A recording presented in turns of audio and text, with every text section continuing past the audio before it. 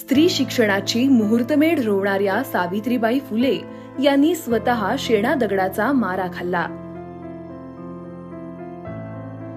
त्यांच्या या त्यागामुळेच आज मुली उंच भरारी घेत आहेत. सावित्रीमाईंच्या संघर्षातून प्रेरणा घेत त्यांच्या विचारांचा वारसा अजितदादा आणि राष्ट्रवादी काँग्रेस पक्ष पुढे नेत आहे. आता माझ्या महाराष्ट्रातल्या कुठल्याही गरीब घरातली मुलगी ही पण शिक्षणापासून आता वंचित राहणार नाही.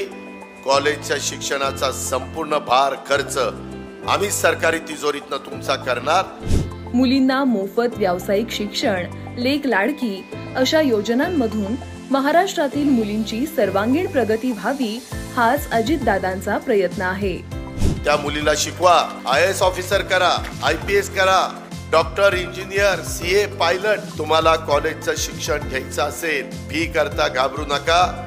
राज्य सरकारने संपूर्ण ताकद तुमच्या पाठीशी उभी केलेली आहे. महाराष्ट्रातील मुलींना लाभ आणि बळ मिळवून देण्यासाठी अजितदादा आणि राष्ट्रवादी काँग्रेस पक्ष सदैव कटिबद्ध आहे.